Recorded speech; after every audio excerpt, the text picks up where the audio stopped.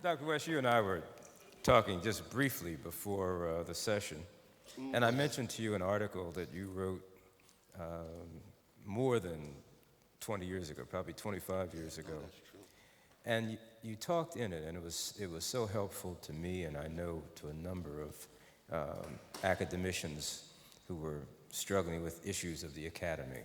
And you talked about how the black intellectual is really not at home in either of the principal worlds that he or she works in.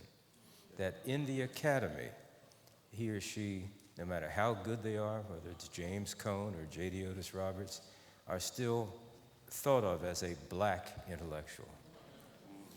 And that no matter how important the work that our black intellectuals do, they are never embraced as much by our church culture, so that a T.D. Jakes or somebody like that can have a revival and see 5 times the number of people that James Baldwin would see at a presentation somewhere.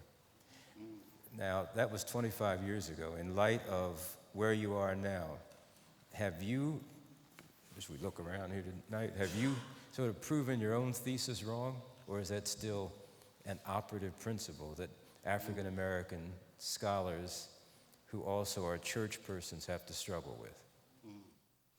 Yeah, I appreciate the question, though. That's true. That was 23 years ago. I was a young brother then, writing that thing. I mean, it's just amazing to think how far the Lord has brought you. Well, first, we just have to begin with the United States. The United States is a profoundly anti-intellectual culture and civilization. Profoundly so. Americans, as Richard Hofstadter used to say, we love intelligence but fear intellect. Because we're a business civilization. We're a market-driven civilization, buying and selling, promoting and advertising.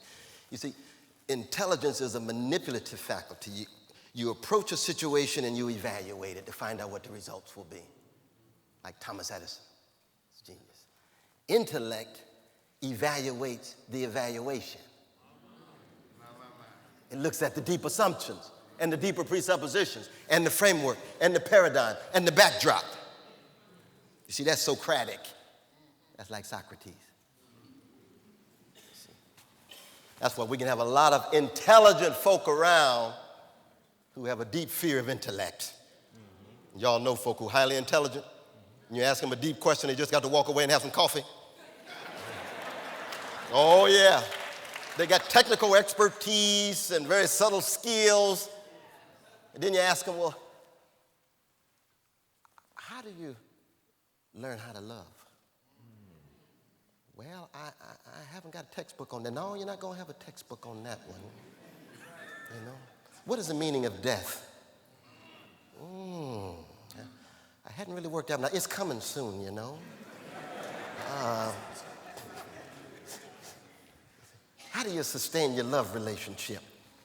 Well, I got a bad record on that one, but somebody's hope is pulling for me. But I mean, those are the deep issues. You see, life, death, joy, grief, what it means to be human. You know, our English word human derives from the Latin humando, which means burial. That's where humility and humanity comes from in the English language and the Romance languages. Burial. Now, our artists have been open in that regard.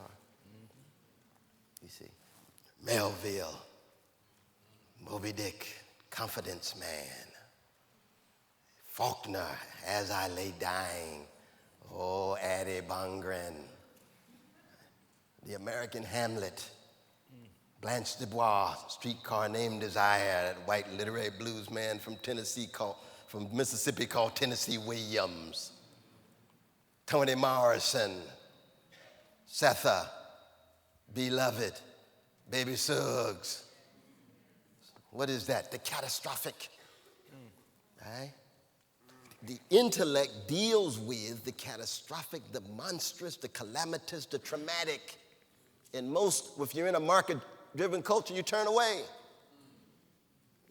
That's why America is a death-dodging, death-ducking, death-denying civilization. That's right. That's one reason why you can't deal with race. Because, see, you can't talk about race unless you talk about black folk locked in the social death of slavery, the civic death of Jim Crow, the psychic death of self-hatred, the spiritual death of futurelessness and hopelessness.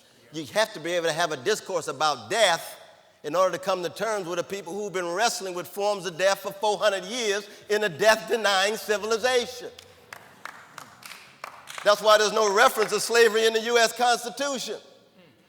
It's death-denying. They denied social death in the Constitution and talked about freedom, but in practice it was a pro-slavery document for 85 years on the ground.